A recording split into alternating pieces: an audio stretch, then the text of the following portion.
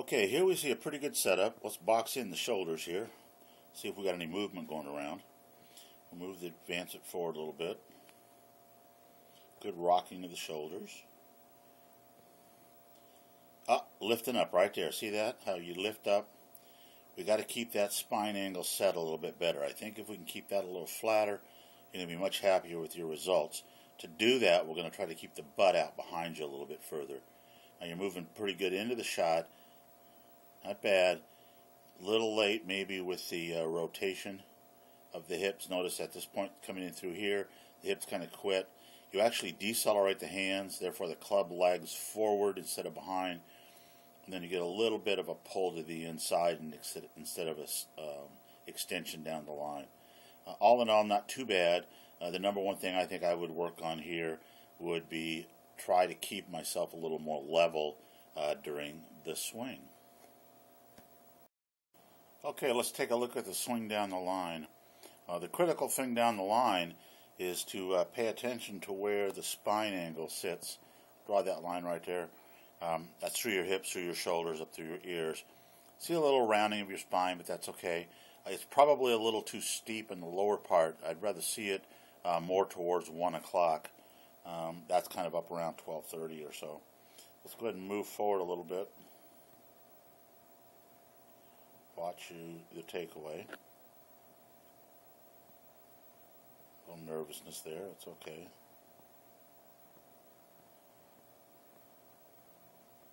Here we go. Let's move into the impact position.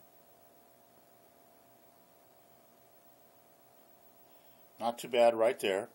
Maybe a little shot, but not too bad. You haven't lifted up very much at this point. That's pretty good. Not bad. Now you're starting to lift. Hands look a little tight. You've lifted up, and you've pulled completely out of the shot, and you've overswung your backswing. The backswing with an iron typically is about 75%. We don't want to go all the way to parallel. You see your right knee is straightened up a little bit right there. Let's get that knee a little more flat. And then you're going to start down to the ball. Come a little over the outside. Not too bad though. Pulling up and out of your swing. We're going to work on, I think, keeping your butt out behind you. Notice right in here how your hip has moved quite a bit from where it was at setup. Go back to the setup position. And you kind of pull up and out of the shot a little bit, up high. And then you kind of collapse into it. I think you'll get a little more power, a little bit more control if you can maintain that spine angle a little bit more solidly. Good luck. Okay, we see another golfer. What we're going to look for here is, does the golfer turn behind the ball? So we'll draw a line down to the ball. I don't like that line. Let's try a different one. Let's try a straight line here. About like that, down to the ball. Now we'll just watch him as he takes his backswing. See if he gets himself moving in behind the ball. And what happens is he actually sways and never gets turned behind the golf ball. Then he turns through the shot, not too bad, but again, never rotates forward.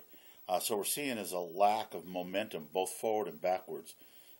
So we're going to work a little bit on getting the rotation through around behind the ball and then up to the ball. Okay, turn all the way to the finish. Nice finish, good balanced finish, good straight line. So right now it's just a matter of generating some momentum, angular momentum, called conservation of angular momentum is what we're looking for. Okay, one last golfer. We've got a pretty good spine angle set up. The hands could be out a little bit, perhaps to make it a little easier for him to swing.